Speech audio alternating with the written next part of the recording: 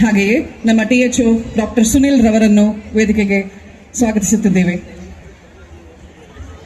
ನಮ್ಮ ದೇಶದಲ್ಲಿ ಸಾವಿರಾರು ಹಬ್ಬಗಳಿವೆ, ಉತ್ಸವಗಳಿವೆ. ಎಲ್ಲ ಹಬ್ಬ ಉತ್ಸವಗಳಂತೆ ಒಂದು ಇನ್ನೊಂದರಂತೆ ಇಲ್ಲ. ಒಂದೂರಿನ ಒಂದು ತೋಟದಲ್ಲಿ ಒಂದೇ ರೀತಿಯ ಗಿಡಮರಗಳು, ಹೂವುಗಳಿದ್ದರೆ ಮನಸ್ಸಿಗೆ ಆನಂದ ತರುವುದಿಲ್ಲ. ತರಹೇವಾರಿ ಹೂವುಗಳಿದ್ದರೆ ಮಾತ್ರ ಅದು ಒಂದು ಸುಂದರ ಉದ್ಯಾನವನವಾಗಿ ಮಾರ್ಪಡುತ್ತದೆ. ನಮ್ಮ ಸಮಾಜವನ್ನು ಅದೇ ರೀತಿ ಎಲ್ಲ ವೈವಿಧ್ಯತೆಯನ್ನು ಒಳಗೊಂಡು ಪರಿವರ್ತಿಸುವುದು ನಮ್ಮ ಹೊಣೆ. ದೇಶ ಬಲಿಷ್ಠವಾಗಲು ನಾವು ಬಲಿಷ್ಠವಾಗಬೇಕು. ನಾವು ಬಲಿಷ್ಠವಾಗುವುದೆಂದರೆ ನಾವು ಸ್ವಾವಲಂಬಿಗಳಾಗಬೇಕು. ಸ್ವಾವಲಂಬನೆಗೆ ಶ್ರಮವೇ ಸಾಧನ. ಅದನ್ನು ನಮ್ಮ ನಾಡು 12ನೇ ಶತಮಾನದಲ್ಲಿಯೇ ಸಾರಿದೆ. ಕಾಯಕದಿಂದಲೇ ಕೈಲಾಸ ಕಂಡ ಜನ ನಮ್ಮವರು. ಸ್ವತಂತ್ರ ಭಾರತದ ಆದ್ಯತೆ ಕೂಡ ಅದೇ. ಗಳಿಗೆ ಹೋಲಿಸುವ ಪರಿಪಾಠ ನಮ್ಮ ದೇಶದಲ್ಲಿದೆ.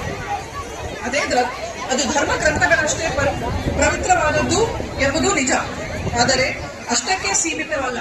ಅದರ ಹಕ್ಕು ಕರ್ತವ್ಯಗಳ ಪಾಲನೆಯೇ ನಿಜವಾದ ಪೂಜೆ. ಬರುವ ಮುನ್ನ ವೈಯಕ್ತಿಕವಾಗಿ ನಾವು ಪಾಲಿಸುವುದು. ಸ್ವಾತಂತ್ರ್ಯ ದಿನದ ಈ ಪುಣ್ಯ ದಿನದಂದು ಎಲ್ಲರೂ ಒಂದು ಸಂಕಲ್ಪದಿಂದ ಅದರ ಪಾಲನೆಯ ಪ್ರತಿಜ್ಞೆಯನ್ನು ಮಾಡಬೇಕೆಂದು ಕೋರುತ್ತೇನೆ. ನಮ್ಮ ಮಾತು, ನಮ್ಮ ವರ್ತನೆ, ನಮ್ಮ ದಿನಚರಿ, ನಮ್ಮ ಸ್ವಭಾವ, ನಮ್ಮ ಹವ್ಯಾಸ, ನಮ್ಮ ಗುರಿ ಎಲ್ಲವೂ ಸಂವಿಧಾನದ ಆಶಯಕ್ಕೆ ಬದ್ಧವಾಗಿರಬೇಕು. ಅದೇ ನಿಜವಾದ ಸ್ವಾತಂತ್ರ್ಯದ ಆಚರಣೆ. ಮನುಷ್ಯ ಜಾತಿ ತಾನೊಂದೇ ವಲಂ ಎಂದು ನಿಜವಾದ ಸ್ವಾತಂತ್ರ್ಯ ಎಂದು ಹೇಳುತ್ತಾ ಜೈ ಹಿಂದ್, ಜೈ ಕರ್ನಾಟಕ.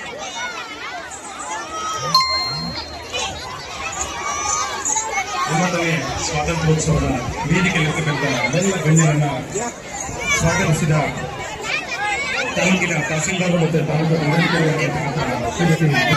ಆತ್ಮೀಯವಾಗಿ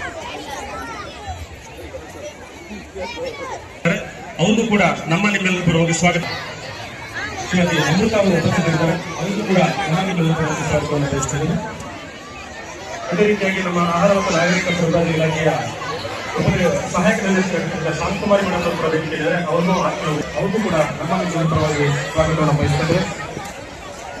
ಈ ಒಂದು ಕಾರ್ಯಕ್ರಮಕ್ಕೆ ಆಗಮಿಸಿರ್ತಕ್ಕಂಥ ಎಲ್ಲ ಪತ್ರಕರ್ತ ಮಿತ್ರರಿಗೆ, ಕೆಜಿಎಫ್ ತಾಲೂಕಿನ ಎಲ್ಲ ಸಾರ್ವಜನಿಕ ಬಂಧುಗಳಿಗೆ ಈ ಒಂದು ಕಾರ್ಯಕ್ರಮಕ್ಕೆ ಆದರದ ಸ್ವಾಗತವನ್ನು ಬಯಸುತ್ತಿದ್ದೇನೆ.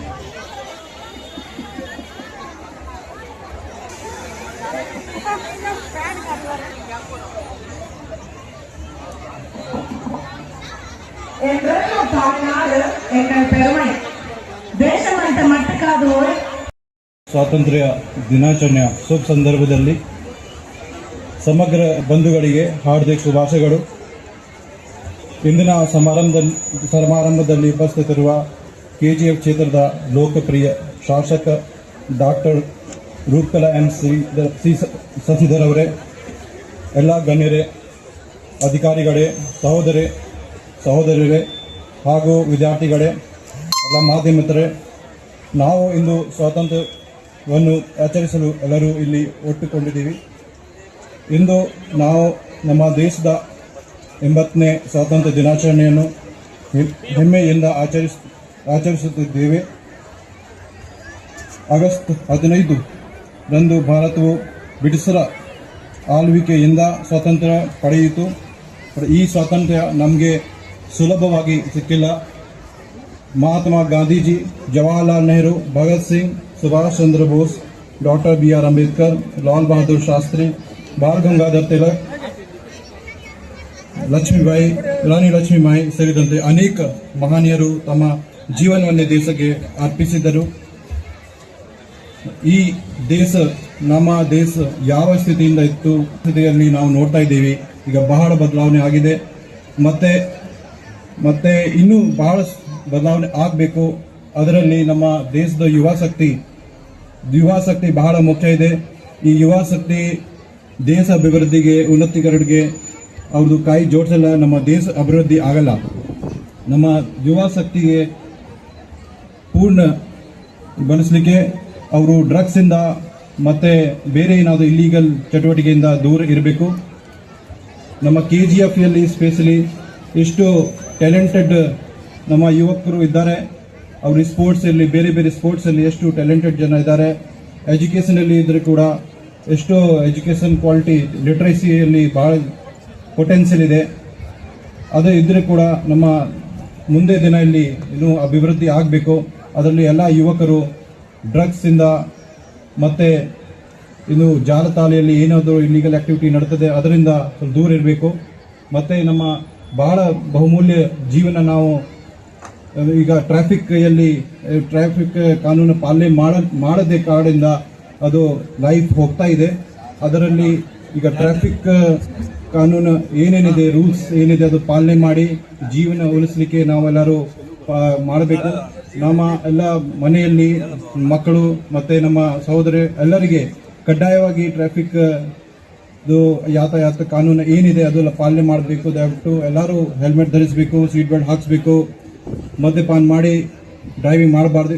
ಅದೆಲ್ಲರಿಗೂ ಗೊತ್ತಿದೆ, ಬಟ್ ಅದು ಪಾಲನೆ ಮಾಡಬೇಕು. ಮತ್ತು ನಮ್ಮ ಕರ್ನಾಟಕ ಸರ್ಕಾರ 2028 ವರ್ಷ ತನಕ ಕರ್ನಾಟಕ ರಾಜ್ಯಕ್ಕೆ ಡ್ರಗ್ ಮುಕ್ತ ಮಾಡಲಿಕ್ಕೆ ಅಭಿಯಾನ ಮಾಡಿದ್ದಾರೆ. ಆ ಅಭಿಯಾನಿಯಲ್ಲಿ ಬೇಡ ಬ್ರೋ ಮತ್ತು ರೈಸ್ ಒಂದು ಕ್ಯಾಂಪೇನ್ ಸ್ಟಾರ್ಟ್ ಮಾಡಿದ್ದಾರೆ. ಅದರಲ್ಲಿ ಎಲ್ಲ ಯುವಕರಿಗೆ, ಎಲ್ಲ ಜನರಿಗೆ ಡ್ರಗ್ಸ್ ಎಷ್ಟು ಹಾನಿಕಾರಕದ ಬಗ್ಗೆ ಅರಿವು ಮೂಡಿಸಲಿಕ್ಕೆ ಬೇರೆ ಬೇರೆ ಅಭಿಯಾನ ಮಾಡ್ತಾ ಇದ್ದಾರೆ. ಡ್ರಗ್ಸ್ ಎಷ್ಟು ಕಟ್ಟ ಇದೆ, ನಿಮ್ಮ ಜೀವಕ್ಕೆ ಎಷ್ಟು ಕಟ್ಟ ಬರುತ್ತೆ, ಅದರ ಬಗ್ಗೆ ಇಷ್ಟು ಬೇರೆ ಬೇರೆ ರೀತಿಯ ಪ್ರೋಗ್ರಾಮ್ ಮಾಡ್ತಾ ಇದ್ದೀವಿ. ನಾವು ಕೂಡ ಮಾಡ್ತಾ ಇದ್ದೀವಿ. ಒಂದು ಮೆಸೇಜ್ ಕೊಡಲಿಕ್ಕೆ ನಮ್ಮ ಯುವ ಶಕ್ತಿ ಹಾಳು ಆಗಬಾರ್ದು ಮತ್ತು ದೇಶ ಅಭಿವೃದ್ಧಿಯಲ್ಲಿ ಅದೇ ಆಗಬಾರ್ದು. ಸೊ ದಯವಿಟ್ಟು ನಮ್ಮ ದೇಶದಲ್ಲಿ ಮತ್ತೆ ಅಭಿವೃದ್ಧಿ ಆಗಲಿಕ್ಕೆ ಇದು ಎಲ್ಲ ಇಲ್ಲಿಗಲ್ ಆಕ್ಟಿವಿಟಿ ದೂರಿರಿ. ಮತ್ತು ಭಾರತ ಟಾಪ್ 5 ಇಕಾನಮಿಕ್ ಕಂಟ್ರೀಸಲ್ಲಿ ಇಕಾನಮಿಕ್ ಪವರಲ್ಲಿ ಬರ್ತಾ ಇದೆ. ಈಗ ಮುಂದೆ ದಿನದಲ್ಲಿ ನಮ್ಮ ಭಾರತ ದೇಶ ಪೂರ್ತಿ ಜಗತ್ತಲ್ಲಿ ನಂಬರ್ 1 ಕಂಟ್ರಿ ಆಗಬೇಕು. ಅದರಲ್ಲಿ ನಾವು ನಮ್ಮದು ಎಲ್ಲರದ್ದು ಸಹಯೋಗ ಬೇಕಾಗುತ್ತೆ. ನಮ್ಮ ಲೆವೆಲಲ್ಲಿ ನಾವು ಆ್ಯಸ್ ಆಫೀಸರ್ ಆಗಿ, ನೀವು ಆ್ಯಸ್ ಎ ಸ್ಟೂಡೆಂಟ್ ಆಗಿ, ಆ್ಯಸ್ ಎ ಟೀಚರ್ ಆಗಿ ಏನೇನು ಕೆಲಸ ಮಾಡ್ತಿದ್ರಲ್ಲಿ ನೀವು ಕೆಲಸ ಮಾಡಿ ನಮ್ಮ ದೇಶಕ್ಕೆ ಅಭಿವೃದ್ಧಿ ತರಬೇಕು. ಮತ್ತೆ ಮತ್ತೊಂದು ಸಲ ನಾನು ನಿಮ್ಗೆ ಎಲ್ಲರಿಗೆ ಈ ಸ್ವಾತಂತ್ರ್ಯ ದಿನಕ್ಕೆ ಶುಭಾಶಯಗಳು ತಿಳಿಸ್ತೀನಿ. ಜೈ ಹಿಂದ್, ಜೈ ಕರ್ನಾಟಕ. ಸ್ಮರಿಸಬೇಕಾಗಿದೆ. ಮೊದಲನೇದಾಗಿ ಈ ಸ್ವಾತಂತ್ರ್ಯ ಹೋರಾಟಕ್ಕಾಗಿ ಶಾಂತಿಯುತ ಮಾರ್ಗದಲ್ಲಿ ಹೋರಾಡಿರ್ತಕ್ಕಂಥ ದಾದಾಬಾಯಿ ನವರೋಜಿರವರಾಗ್ಬೋದು, ಗೋಪಾಲಕೃಷ್ಣ ಗೋಖಲೆ ಆಗ್ಬೋದು, ಆಮೇಲೆ ಫಿರೋಜ್ ಶಾ ಮೆಹ್ತಾ ಆಗ್ಬೋದು, ಇವರೆಲ್ಲರೂ ಕೂಡ ಶಾಂತಿಯುತ ಹೋರಾಟ ಮಾರ್ಗಗಳನ್ನು ಅನುಸರಿಸಿ ಬ್ರಿಟಿಷರ ಒಂದು ಮುಂದೆ ನಮಗೆ ಸ್ವತಂತ್ರ ಕೊಡಬೇಕು ಅಂತಕ್ಕಂಥ ಒಂದು ಹೋರಾಟವನ್ನು ನಡೆಸ್ತಾರೆ. ಗೋಪಾಲಕೃಷ್ಣ ಗೋಖಲೆ ಅವರ ಮಾರ್ಗದರ್ಶನದಲ್ಲಿ ಮಹಾತ್ಮ ಗಾಂಧೀಜಿ, ಜವಾಹರ್ಲಾಲ್ ನೆಹರು ಇವರೆಲ್ಲ ಕೂಡ ಶಾಂತಿಯುತ ಮಾರ್ಗದಲ್ಲಿ ಹೋರಾಟಗಳನ್ನು ನಡೆಸಿ ಸ್ವತಂತ್ರಕ್ಕಾಗಿ ಹೋರಾಡ್ತಾರೆ. ಅದೇ ರೀತಿ ಉಗ್ರ ಹೋರಾಟವನ್ನು ನಡೆಸಿರ್ತಕ್ಕಂಥ ಬಾಲಗಂಗಾಧರ ತಿಲಕ್, ಲಾಲಾ ಲಜಪತಿ ರಾಯ್, ಬಿಪಿನ್ ಚಂದ್ರಪಾಲ್ ಇವರು ಕೂಡ ಬ್ರಿಟಿಷರ ವಿರುದ್ಧ ಉಗ್ರ ಹೋರಾಟಗಳನ್ನು ನಡೆಸಿ ನಮ್ಮ ಸ್ವತಂತ್ರಕ್ಕಾಗಿ ಹೋರಾಡಿರ್ತಕ್ಕಂಥದ್ದನ್ನು ಈ ಸಂದರ್ಭದಲ್ಲಿ ನಾನು ನೆನಪಿಸ್ಕೋಬೇಕಾಗ್ತದೆ. ಇನ್ನು ಮುಂದೆ ಹೋದರೆ ಕ್ರಾಂತಿಕಾರಿ ಮಾರ್ಗದಲ್ಲಿ ಭಗತ್ ಸಿಂಗ್ ಅವರಾಗಿರ್ಬೋದು, ಆಜಾದ್ ಚಂದ್ರಶೇಖರ್, ಸುಭಾಷ್ ಚಂದ್ರ ಬೋಸ್, ಆಮೇಲೆ ಕುನ್ವರ್ ಸಿಂಗ್, ಗುರುದೇವ್, ಸುಖದೇವ್ ಎಲ್ಲ ಸ್ವತಂತ್ರ ಹೋರಾಟಗಾರರು ಇವತ್ತು ನಮಗೆ ಸ್ವತಂತ್ರಕ್ಕಾಗಿ ತಮ್ಮ ಜೀವ ಪ್ರಾಣವನ್ನು ತ್ಯಾಗ ಮಾಡಿ ನಮಗೆ ಸ್ವತಂತ್ರವನ್ನು ತಂದುಕೊಟ್ಟಿದ್ದಾರೆ. ಇವತ್ತು ನಾವು ಆ ಒಂದು ಸ್ವತಂತ್ರವನ್ನು ಅನುಭವಿಸ್ತಾ ಇದ್ದೇವೆ. ಆದರೆ ಇವತ್ತಿನ ದಿನ ಏನಾಗಿದೆ ಸ್ವತಂತ್ರ ಅಂತಂದ್ರೆ ಸ್ವೇಚ್ಛತೆ ಆಗ್ತಾ ಇದೆ.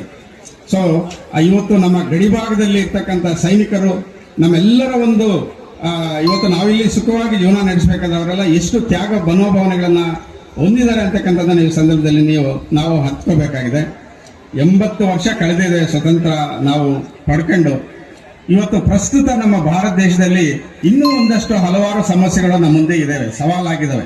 ಬಡತನ ಆಗ್ಬೋದು, ನಿರುದ್ಯೋಗ ಆಗ್ಬೋದು, ಭ್ರಷ್ಟಾಚಾರ ಆಗ್ಬೋದು, ಆರ್ಥಿಕ ಅಸಮಾನತೆ ಆಗ್ಬೋದು, ಸಾಮಾಜಿಕ ಅಸಮಾನತೆ ಆಗ್ಬೋದು, ಇವೆಲ್ಲವನ್ನು ಮೆಟ್ಟಿ ನಿಲ್ತಕ್ಕಂಥ ಮತ್ತೆ ಪರಿಸರ ಮಾಲಿನ್ಯ ಆಗ್ಬೋದು, ಇವೆಲ್ಲವನ್ನು ಮೆಟ್ಟಿ ನಿಲ್ತಕ್ಕಂಥ ಒಂದಷ್ಟು ಸಮಸ್ಯೆಗಳು ನಮ್ಮ ಎದುರಿದ್ದಾವೆ. ಇವೆಲ್ಲವನ್ನು ಮೆಟ್ಟಿ ನಿಲ್ಬೇಕಾದ್ರೆ ನಾವೆಲ್ಲ ಕೂಡ ಒಂದು ಉತ್ತಮವಾದಂತಹ ಶಿಕ್ಷಣವನ್ನು ಪಡೆಯಬೇಕು. ಒಂದ್ ಕಡೆ ನಾವು ಒಂದಷ್ಟು ಕೂಪ ಮಂಡಪಗಳ ತರ ಆಗ್ಬಿಟ್ಟಿದ್ದಾವೆ. ಒಂದ್ ಕಡೆ ಕುವೆಂಪುರವರು ಹೇಳ್ತಾರೆ, ಗುಡಿ ಚಚ್ಚು ಮಸಜೀದಿಗಳನ್ನ ಬಿಟ್ಟು ಹೊರಬನ್ನಿ, ಬಡತನವ ಬುಡಮಟ್ಟ ಕೀಳ ಬನ್ನಿ, ಮೌಢ್ಯತೆಯ ಮಾರಿಯನ್ನು ಹೊರದೂಡಲೈತನ್ನಿ, ವಿಜ್ಞಾನ ದೀವಿಗೆಯ ಹಿಡಿಯ ಬನ್ನಿ, ಹೋ ಬನ್ನಿ ಸೋದರರೇ ಬೇಗ ಬನ್ನಿ. ಅದೋ ನೋಡಿ ರಷ್ಯಾ, ಜಪಾನು, ಟರ್ಕಿಗಳೆಲ್ಲ ಪರೆ ಕಳಚಿ ಹೊರಟಿರುವ ಹೊಸ ಪಯಣಕ್ಕೆ ಬೆಳಗ್ಗೆ ಹೋ ನೆತ್ತರೆ ನೇತಿಲಿವಿ ನುರಿನಲ್ಲಿ ಕಿಚ್ಚಿಟ್ಟು ಹಳೆ ಕೊಳೆಕು ಬಣಗು ತೃಣಕ್ಕೆ ಹೋ ಬನ್ನಿ ಸೋದರರ ರಾಷ್ಟ್ರಣಕ್ಕೆ ಅಂತ. ಅಹಿಂಸಾ ಮಾರ್ಗವನ್ನ ಮತ್ತೆ ಸಿವಿಲ್ ಡಿಸೊಬಿಡಿಯನ್ಸ್, ಸ್ಟೂಡೆಂಟ್ಸು, ಎಂಪ್ಲಾಯೀಸು, ಸೈನಿಕರು ಬಾಯ್ಕಾಟ್ ಮಾಡ್ತಾರೆ. ಅವರ ಯಾರು ವಿದ್ಯಾರ್ಥಿಗಳಿರ್ತಾರೆ ಬೈಕಾಟ್ ಮಾಡ್ತಾರೆ, ಸಿಸ್ಟಮ್ನ ಬೈಕಾಟ್ ಮಾಡ್ತಾರೆ, ಬ್ರಿಟಿಷರ್ಸ್ನ ವಿರೋಧ ಮಾಡ್ತಾರೆ. ಅವರು ಈ ರೀತಿಯ ನಾವು ಸಿವಿಲ್ ಡಿಸೊಬಿಡಿಯನ್ಸ್ನ ಫಸ್ಟ್ ತೋರಿಸ್ತೀವಿ. ಕ್ವಿಟ್ ಇಂಡಿಯಾ ಮೂವ್ಮೆಂಟ್ನ ನಾವು ನೆನೆಸ್ಕೋಬೇಕಾಗತ್ತೆ. ಬ್ರಿಟಿಷರ್ಸ್ನ ನಾವು ಎಷ್ಟು ರೀತಿಯಲ್ಲಿ ವಿರೋಧ ಮಾಡ್ತಾರೆ ಅಂದರೆ, ಅವತ್ತಿನ ವಿದ್ಯಾರ್ಥಿಗಳು, ಅವತ್ತಿನ ಸೈನಿಕರು, ಅವತ್ತಿನ ಎಲ್ಲ ಇಲಾಖೆಯಲ್ಲಿ ಕೆಲಸ ಮಾಡುವಂಥವರು ಕೂಡ ಅವರನ್ನ ವಿರೋಧ ಮಾಡ್ತಾ ಬರ್ತಾರೆ. ಪ್ರತಿ ಸಂದರ್ಭದಲ್ಲೂ ಕೂಡ ಗಾಂಧೀಜಿಯನ್ ಪ್ರಿನ್ಸಿಪಲ್ಸ್ನ ಫಾಲೋ ಮಾಡಿದಾಗ, ಅಂದರೆ ನಾವು ತೆರಿಗೆಯನ್ನ ಕಟ್ಟಲ್ಲ ಅಂತ ಬ್ರಿಟಿಷರ್ಸ್ಗೆ ಮೊದಲನೇ ಹಂತದಲ್ಲಿ ತಿರಸ್ಕಾರವನ್ನ ತೋರಿಸುವಾಗ, ಗಾಂಧೀಜಿ ಜೊತೆ ನಡೆಯುವಾಗ ಬರೀ 78 ಜನ ಮಾತ್ರ ಅದು ಸಾಲ್ಟ್, ನಾವು ತೆರಿಗೆಯನ್ನ ಕಟ್ಟಲ್ಲ, ನಿಮಗೆ ಟ್ಯಾಕ್ಸ್ ಪೇ ಮಾಡಲ್ಲ, ಸಾಲ್ಟ್ಗೆಲ್ಲ ಟ್ಯಾಕ್ಸ್ ಪೇ ಮಾಡಲ್ಲ ಅನ್ನೋಂಥ ಒಂದು ದಿಟ್ಟ ಹೆಜ್ಜೆಯಲ್ಲಿ ಬರೀ 78 ಜನ ಶಬರಿಮಠ ಆಶ್ರಮದಿಂದ ಹೆಜ್ಜೆಯನ್ನ ಇಡ್ತಾರೆ ಗಾಂಧೀಜಿಯವ್ರ ಜೊತೆ. ಗಾಂಧೀಜಿ ಫಸ್ಟ್ ಫ್ರೀಡಮ್ ಮೂವ್ಮೆಂಟ್ ಅಲ್ಲಿ 240 ಕಿಲೋಮೀಟರ್ ಅನ್ನ ಪಾದಯಾತ್ರೆ ಮಾಡ್ತಾರೆ. 240 ಕಿಲೋಮೀಟರ್ ಇಡೀ ಎಲ್ಲ ರಾಜ್ಯಗಳನ್ನ ಪ್ರವಾಸ ಮಾಡುವಂತ ಸಂದರ್ಭದಲ್ಲಿ ಎಲ್ಲ ತರಹದ ಪರಿಚಯ ಮಾಡಿ, ಎಲ್ಲರಲ್ಲೂ ಸ್ವತಂತ್ರದ ಕಿಚ್ಚನ್ನ, ಹೋರಾಟದ ಒಂದು ಭಾವನೆಯನ್ನು ಹುಟ್ಟಿಸ್ಲಿಕ್ಕೆ ಬಹಳ ಪರಿಶ್ರಮಗಳೇ ನಡೆದಿರುತ್ತೆ. ಆದರೆ ಯಾವುದೇ ಒಂದು ಪ್ರಯತ್ನ ಒಂದು ದಿನದಲ್ಲಿ ಫಲಿಸಲ್ಲ ಅನ್ನಲಿಕ್ಕೆ 100 ವರ್ಷಗಳ ಪರಿಶ್ರಮ. ನಾವು ಸ್ವತಂತ್ರದ ಇವತ್ತು ಸಂಭ್ರಮ ಆಚರಣೆಯ ಸವಿ ನೆನಪುಗಳನ್ನು ನೆನೆಸ್ತಾ ಇದ್ದೀವಿ. ಆದರೆ ಎಷ್ಟೋ ಜನಗಳ ಬಲಿದಾನ ಆಗಿದೆ, ತ್ಯಾಗ ಆಗಿದೆ. ಇದರ ಜೊತೆಯಲ್ಲಿ ಎಷ್ಟೋ ಜನ ಅಮಾಯಕರು ಕೂಡ ಈ ಸ್ವತಂತ್ರದ ದಾರಿಯಲ್ಲಿ ಹೆಜ್ಜೆ ಹಾಕುವಾಗ ಪ್ರಾಣ ಬಲಿದಾನಗಳಾಗಿದ್ದಾವೆ. ಏನು ನಾವು ನಿರ್ಧಾರವನ್ನ ಮಾಡಕ್ಕೆ ಮುಂಚೆ ಆಲೋಚನೆ ಮಾಡಬೇಕಾಗಿರೋದು, ಆ ದಿನಗಳನ್ನ ನೆನಪು ಹಾಕುವುದು ಒಂದು ಕ್ಷಣ ಆಗಿರುತ್ತೆ, ಆದರೆ ಆ ಪರಿಶ್ರಮ 100 ವರ್ಷಗಳ ಕಥೆಯನ್ನ ಹೇಳುತ್ತೆ. ಪ್ರತಿಯೊಂದು ಕುಟುಂಬದಲ್ಲೂ, ಪ್ರತಿಯೊಂದು ಜಿಲ್ಲೆಯಲ್ಲೂ, ಪ್ರತಿಯೊಂದು ರಾಜ್ಯದಲ್ಲೂ, ಪ್ರತಿಯೊಂದು KGF ನ ವಿದ್ಯಾರ್ಥಿಗಳು ಬಹಳ ಜನ ಅದರಲ್ಲಿ ಭಾಗವಹಿಸಿದ್ರು, ಯಶಸ್ವಿಯಾಗಿದ್ದಾರೆ. ಅವರಿಗೆ ಅಷ್ಟೊಂದು ಉತ್ಸಾಹ ಇದೆ ಅನ್ನೋ ಅಂಥದ್ದನ್ನೇ ನಮ್ಮ ಗಮನಕ್ಕೆ ಬರಲಿಲ್ಲ. ಆ ರೀತಿ ಯುವಕರಲ್ಲಿ ಹೆಚ್ಚಿನ ಕ್ರೀಡಾ ಪ್ರೋತ್ಸಾಹ ಮಾಡುವಂತ ದೂರದೃಷ್ಟಿ ನಮ್ಮಲ್ಲೂ ಇದೆ. ಅದಾದ್ಮೇಲೆ ಮುಂದೆ ಬರುವಂತ ದಿನಗಳಲ್ಲಿ KGF ಕ್ರೀಡಾ ಆಸಕ್ತರಿಗೆ, ಕ್ರೀಡೆಯಲ್ಲಿ ಹೆಚ್ಚಿನ ಆಸಕ್ತಿ ಇರುವಂತವರಿಗೆ ಸಿಂಥೆಟಿಕ್ ಟ್ರ್ಯಾಕ್ ಇಲ್ಲೂ ಮಾಡ್ತೀವಿ, ಸಿಂಥೆಟಿಕ್ ಟ್ರ್ಯಾಕ್ ಇಲ್ಲೂ ಮಾಡ್ತೀವಿ. ಅದಾದ್ಮೇಲೆ ಜುಮ್ಖಾನ ಗ್ರೌಂಡಲ್ಲೂ ಕೂಡ ಅವರಿಗೆ ಎಲ್ಲ ರೀತಿಯ ಸವಲತ್ತನ್ನ ಮಾಡ್ತೀವಿ. ಫುಟ್ಬಾಲ್ ಪ್ಲೇಯರ್ಸ್ ಇರ್ಬೋದು, ವಾಲಿಬಾಲ್ ಪ್ಲೇಯರ್ಸ್ ಇರ್ಬೋದು, ಇಂಡೋರ್ ಗೇಮ್ಸ್, ಔಟ್ಡೋರ್ ಗೇಮ್ಸ್ಗೆ ಎಷ್ಟು ಪ್ರಯತ್ನ ಮಾಡಿ ಒತ್ತು ಕೊಡಲಿಕ್ಕೆ ಆಗತ್ತೆ. ಸರ್ಕಾರದ ಸಹಾಯದಿಂದ ಮತ್ತೆ ಖೇಲೋ ಇಂಡಿಯಾ ಅನ್ನುವಂಥವರು ಮುಂದೆ ಬಂದಿದ್ದಾರೆ. ಅಂಥವರ ಸಹಕಾರವನ್ನ ತಗೊಂಡು, ಕೇಂದ್ರ ಸರ್ಕಾರ, ರಾಜ್ಯ ಸರ್ಕಾರದ ಸಹಕಾರಗಳನ್ನು ತಗೊಂಡು ಇಲ್ಲಿನ ಕ್ರೀಡಾಪಟುಗಳಿಗೆ, ಕ್ರೀಡಾ ಉತ್ಸಾಹಿಗಳಿಗೆ, ಕ್ರೀಡಾ ಪ್ರೇಮಿಗಳಿಗೆ ಹೊಸ ವಾತಾವರಣವನ್ನ KGF ಕ್ಷೇತ್ರದಲ್ಲಿ ಎಲ್ಲ ಕ್ರೀಡಾಂಗಣಗಳ ಅತ್ಯಾಧುನಿಕ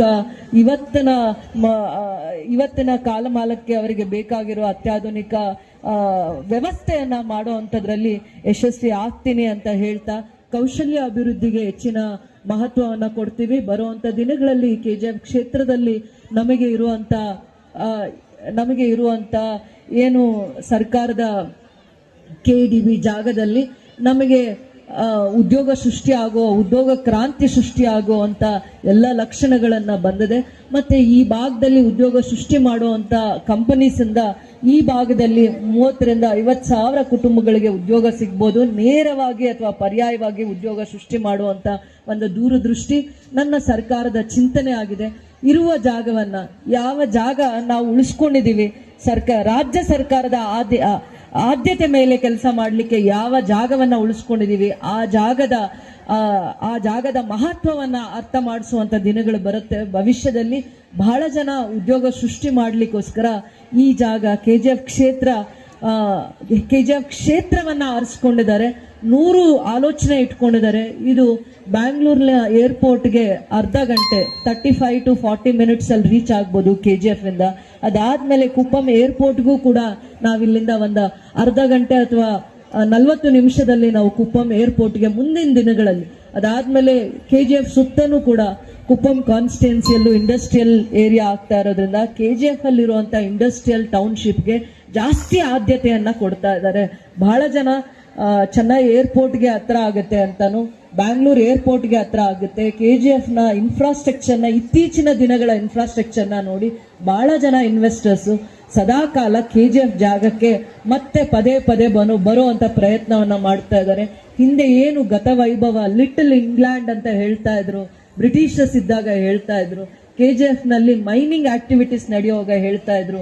ಬರುವಂತ ಭವಿಷ್ಯದ ದಿನಗಳಲ್ಲಿ ಏನಿವತ್ತು ಡೈಲಿ ಟ್ರಾವೆಲರ್ಸ್ 2001 25-26 ವರೆಗೂ ತಮ್ಮ ಇಡೀ ಜೀವನವನ್ನ ಕತ್ಲಲ್ಲೇ ಇಟ್ಟಿದ್ರು. ಅಂದ್ರೆ ಬೆಳಗ್ಗೆ 4 ಗಂಟೆಗೆ ಅವರು ಹೋದ್ರೆ ರಾತ್ರಿ 9ರಿಂದ 10 ಗಂಟೆ ಆಗ್ತಾ ಇತ್ತು ತಮ್ಮ ಕುಟುಂಬವನ್ನ ಬಂದು ಸೇರ್ಲಿಕ್ಕೆ. ಪ್ರತಿದಿನ ಪರಿಶ್ರಮ, ತಮ್ಮ ಕಷ್ಟದ ದಿನಗಳನ್ನ ಕಳೆದಿದ್ದಾರೆ. ಬರುವ ಮತ್ತೆ 5ರಿಂದ 10 ವರ್ಷಗಳಲ್ಲಿ KGF ಬಹಳ ವೈಭವ, ಉದ್ಯೋಗ ಸಿಗುವಂತ, ಉದ್ಯೋಗ ಕ್ರಾಂತಿಯನ್ನ ಸೃಷ್ಟಿ ಮಾಡುವಂತ ನೆಲ ಆಗುತ್ತೆ. ಸಾವಿರಾರು ಜನಕ್ಕೆ ಉದ್ಯೋಗ ಸೃಷ್ಟಿ ಮಾಡುವಂತ ನೆಲ ಆಗಿ ಏನು ಹಿಂದೆ ಏನು ವೈಭವನ್ನ ಕಳ್ಕೊಂಡಿತ್ತು ಆ ವೈಭವ ಮತ್ತೆ ಮರಿಕಳಿಸುವ ಎಲ್ಲ ಅವಕಾಶಗಳು, ಸದಾವಕಾಶಗಳು ನಮ್ಮ ಸರ್ಕಾರ KGF ಜನತೆಗಾಗಿ ಮತ್ತೆ ಅವರಿಗಾಗಿ ಗೌರವಿಸುತ್ತಾ, ಸ್ಮರಿಸುತ್ತಾ, ಆ ಏನು ತ್ಯಾಗ ಮಾಡಿದ್ದಾರೆ ಆ ಎಲ್ಲ ಕುಟುಂಬಗಳಿಗೂ ಕೂಡ ಅವರಿಗೆ ಒಳ್ಳೇದು ಮಾಡೋ ದೂರದೃಷ್ಟಿಯಿಂದ ಸೇವೆಯನ್ನ ಮಾಡಿದ್ದಾರೆ. ಬರುವಂತ ದಿನಗಳಲ್ಲಿ ಅದಕ್ಕೆ ಹೆಚ್ಚಿನ ಮಾಹಿತಿಯನ್ನ ನಿಮ್ಗೆ ಕೊಡ್ತೀನಿ. ಏನು KGF ನಲ್ಲಿ ನಾವು ಹೆಚ್ಚಿಗೆ ವಿದ್ಯಾಭ್ಯಾಸಕ್ಕೆ ಒತ್ತನ್ನು ಕೊಡ್ತಾ ಇದ್ದೀವಿ. ಯುವಕರಿಗೆ ಏನೆಲ್ಲ ಪ್ರೋತ್ಸಾಹವನ್ನ ಕೊಡಬೇಕು ಅನ್ನೋಂಥದಕ್ಕೆ ಹೆಚ್ಚಿನ ಆದ್ಯತೆಯನ್ನ ಕೊಡ್ತಾ ಇದ್ದೀವಿ. ಮುಂದೆ ಭವಿಷ್ಯದಲ್ಲಿ ರೈತರಿಗೆ ಉತ್ತಮವಾಗಿರುವಂತ ವ್ಯಾಪಾರ, ಅವರು ಬೆಳೆಯುವಂತ ಬೆಳೆಗಳಿಗೆ ಬೆಲೆ ಸಿಕ್ಕುವಂತ ಆಧುನಿಕ ಮಾರ್ಕೆಟ್, ರೈತರಿಗೆ ಅವರಿಗೆ ಏನೇ ಬೆಳೆ ಬೆಳೆದ್ರು ತುಂಬಾ ದೂರ ಹೋಗ್ಬೇಕಾಗಿತ್ತು. ಒಂದು ಕಡೆ ಆಂಧ್ರದ ಮಾರ್ಕೆಟ್ ಅನ್ನ ಹುಡ್ಕೊಂಡು ಹೋಗ್ಬೇಕಾಗಿತ್ತು. ಇನ್ನು ದೂರ 100 ಕಿಲೋಮೀಟರ್ ದೂರ ಹೋಗಿ ಅವ್ರು ಏನೇ ಬೆಳೆದ್ರು ಕೂಡ ವ್ಯಾಪಾರ ಮಾಡಿ ಅವರ ಕಷ್ಟ ನಷ್ಟಗಳಿಗೆ ಒದ್ದಾಡುವಂತ ಪರಿಸ್ಥಿತಿ ಇತ್ತು. ಬರುವಂತ ದಿನಗಳಲ್ಲಿ ನನ್ನ ರೈತರಿಗೆ ಅಂತ ಸಂಕಷ್ಟದ ಪರಿಸ್ಥಿತಿಗಳಿಂದ ದೂರ ಮಾಡಿದ್ದಾರೆ ನನ್ನ ಸರ್ಕಾರ. ಏನೇ ಈ 3 ವರ್ಷಗಳಲ್ಲಿ ಸಾಧನೆ ಏನಂದ್ರೆ, ಪ್ರತಿಯೊಂದು ಕುಟುಂಬದ ಗೃಹಿಣಿಗೆ, ಪ್ರತಿಯೊಂದು ಕುಟುಂಬದ ತಾಯಿಗೆ, ಗೃಹಲಕ್ಷ್ಮಿಗೆ ಗೌರವವನ್ನು ಕೊಟ್ಟು KGF ಒಂದೇ ಒಂದು ಕ್ಷೇತ್ರಕ್ಕೆ ಪ್ರತಿ ತಿಂಗಳು 9 ಕೋಟಿ ಅನುದಾನ DPT ಮುಖಾಂತರ ಪ್ರತಿಯೊಂದು ಹೆಣ್ಮಗು ಅಕೌಂಟ್ಗೆ ಹಾಕ್ತಾರೆ. ಈವರೆಗೂ 250 ಕೋಟಿಯಷ್ಟು ಅನುದಾನ KGF ಕ್ಷೇತ್ರಕ್ಕೆ ಬಂದಿದೆ. 285 ಕೋಟಿಯಷ್ಟು ಅನುದಾನ ಜೂನ್ ವರೆಗೂ ಕೂಡ ಆ ಅನುದಾನವನ್ನ ಆ ಹೆಣ್ಮಕ್ಕಳ ಅಕೌಂಟ್ಗೆ ಹಾಕಿದ್ದಾರೆ. ಮತ್ತೆ ಏನೇನು ಬೇರೆ ಸಮಸ್ಯೆಗಳಿದಾವೆ, ಪೆನ್ಷನ್ ಸಮಸ್ಯೆ ಇರ್ಬೋದು, ಅದನ್ನ ಸಕಾಲಕ್ಕೆ ಬಗೆಹರಿಸುವಂತದ್ರಲ್ಲಿ ಸರ್ಕಾರದ ಹಂತದಲ್ಲಿ ಮಾತುಕತೆ ಆಗಿದೆ. ರೇಷನ್ ಕಾರ್ಡ್ಸ್ ಈ ಸಮಸ್ಯೆ ಅಂತ ಏನು ಹೇಳ್ತಾ ಇದ್ರು ಅದನ್ನು ಕೂಡ ಸರ್ಕಾರದ ಹಂತದಲ್ಲಿ ಅವರ ವೇದಿಕೆಯಲ್ಲಿ ಇಟ್ಟಿದ್ದೀವಿ. ಆ ಸಮಸ್ಯೆನೂ ಕೂಡ ಬಹಳ ಹತ್ತಿರದಲ್ಲೇ ಬಗೆಹರಿಸುವಂತ ಪ್ರಯತ್ನ ಮಾಡಿದೀವಿ.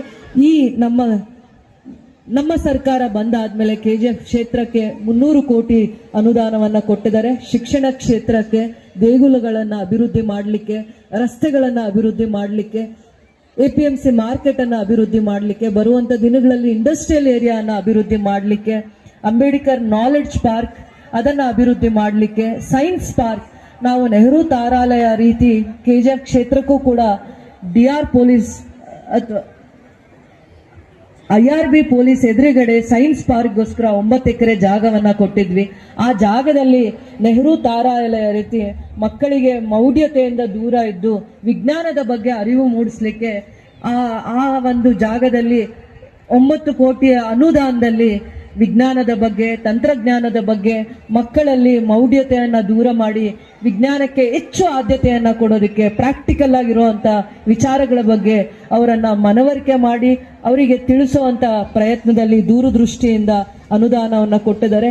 ಹೆಚ್ಚಿನ ಶೈಕ್ಷಣಿಕ ಕ್ಷೇತ್ರಕ್ಕೆ ಒತ್ತನ್ನ ಕೊಟ್ಟಿದ್ದಾರೆ. ಮಾದರಿ ಅಂಗನವಾಡಿಗಳಿಗೆ ಅವಕಾಶವನ್ನ ಕೊಟ್ಟಿದ್ದಾರೆ. ಬಸ್ ಶೆಲ್ಟರ್ಸ್ಗೆ ಅವಕಾಶವನ್ನ ಮಾಡಿಕೊಟ್ಟಿದ್ದಾರೆ. ಸರ್ಕಾರ ಹಂತವಾಗಿ ಅಧಿಕಾರಕ್ಕೆ ಬಂದಾದ್ಮೇಲೆ ಅಭಿವೃದ್ಧಿ ಜೊತೆ, ಗ್ಯಾರಂಟಿ ಯೋಜನೆಗಳ ಜೊತೆ ಕ್ಷೇತ್ರದ ಅಭಿವೃದ್ಧಿಗೆ ಹೊಸ ಯೋಜನೆಗಳಿಗೆ ಅಭಿವೃದ್ಧಿಗೆ ಸಹಕಾರ ನೀಡ್ತಾ ಬರ್ತಾ ಇದೆ. ಕುಡಿಯುವ ನೀರು, ಶಾಶ್ವತ ಕುಡಿಯುವ ನೀರಿಗಾಗಿ ಎತ್ತಿನಹೊಳೆ ಯೋಜನೆಯಲ್ಲಿ KGF ಕ್ಷೇತ್ರಕ್ಕೆ ಬರುವಂತ ದಿನಗಳಲ್ಲಿ ಮೊದಲನೇ ಆದ್ಯತೆಯಲ್ಲಿ ನಗರ ಮತ್ತೆ ಗ್ರಾಮೀಣ ಭಾಗಕ್ಕೆ ನಮಗೆ ಎತ್ತಿನಹೊಳೆ ಯೋಜನೆಯಲ್ಲಿ ಬೇತ್ಮಂಗ್ಲ, ರಾಮಸಾಗರ ಕುಡಿಯೋ ನೀರಿನ ಒಂದು ಕೆರೆಯಾಗಿ ಅಭಿವೃದ್ಧಿ ಮಾಡಲಿಕ್ಕೆ ಸರ್ಕಾರ ಚಿಂತನೆಯನ್ನ ಮಾಡಿದೆ. ಮತ್ತೆ KGF ನ ಹೆದ್ದಾರಿಯಿಂದ ವಿಕೋಟ ಮಾರ್ಗವರೆಗೂ ಚತುರ್ಪಥ ರಸ್ತೆ, ಇಂಡಸ್ಟ್ರೀಸ್ ಬಂದಿರೋ ಜಾಗದಿಂದ, ಇಂಡಸ್ಟ್ರಿಯಲ್ ಏರಿಯಾ ಇಂದ ಹಿಡಿದು ಮತ್ತೆ ಆಂಧ್ರದ ಗಡಿ ನ್ಯಾಷನಲ್ ಹೈವೇ ಕುಪ್ಪಂಗೆ ಚತುರ್ಪಥ ರಸ್ತೆಗೆ ಸರ್ಕಾರ ಮಾನ್ಯತೆಯನ್ನ ಕೊಟ್ಟಿದೆ. ಇಂಥ ಎಲ್ಲ ಕಾರ್ಯಕ್ರಮಗಳಿಗೆ ಸರ್ಕಾರ ಈ ಕಳೆದ 3 ವರ್ಷಗಳಲ್ಲಿ ಹೆಚ್ಚಿನ ಸಹಕಾರವನ್ನ ಕೊಟ್ಟಿದೆ. ಹೇಳ್ತಾ ಇದ್ರು ಸರ್ಕಾರದ ಯೋಜನೆಗಳಿಗೆ ಯಾವುದಕ್ಕೂ ಆದ್ಯತೆಯನ್ನ ಕೊಡ್ತಾ ಇಲ್ಲ. ಖಂಡಿತ ಎಷ್ಟೋ ಯೋಜನೆ ನನ್ನ ಕ್ಷೇತ್ರದಲ್ಲಿ ಈ 3 ವರ್ಷಗಳ ಕಾಲದಲ್ಲಿ, ಕಳೆದ ನಾನು 5-6 ವರ್ಷಗಳಲ್ಲಿ 10 ವರ್ಷಗಳಲ್ಲಿ ಏನು ನಾನು ಸಂಕಲ್ಪ ಮಾಡಿದ್ದೆ, ಕಳೆದ 3 ವರ್ಷಗಳಲ್ಲಿ ಎಲ್ಲಾ ಯೋಜನೆಗಳಿಗೆ ಅನುದಾನವನ್ನ ತರುವಂತದ್ರಲ್ಲಿ ಯಶಸ್ವಿ ಆಗಿದ್ದೀನಿ. ಸರ್ಕಾರದ ಹಂತದಲ್ಲಿ ಪ್ರಯತ್ನ ಮಾಡಿ ನಮ್ಮನ್ನ ಮುಡುಪಾಗಿಟ್ಬೋದು. ನಾವು ನಮ್ಮನ್ನ ತಿದ್ದುಕೊಂಡಾಗ ಮಾತ್ರ ನಾವು ಬೇರೆಯವರಿಗೆ ಒಳ್ಳೆಯದನ್ನ ಮಾಡಲಿಕ್ಕೆ ಸಾಧ್ಯ ಆಗತ್ತೆ.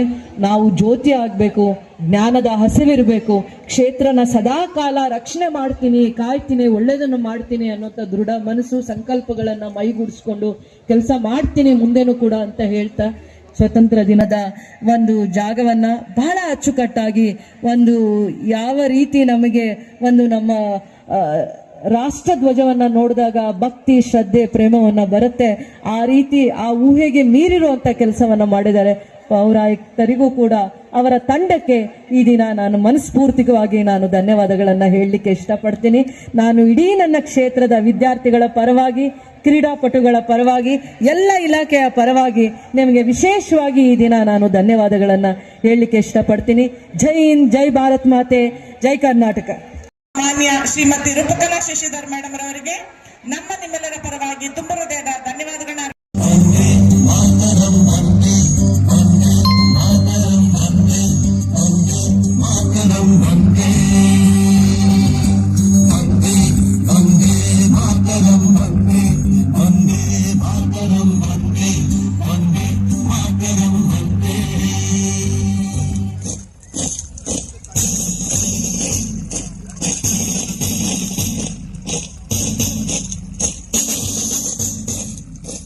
My foot. Follow me.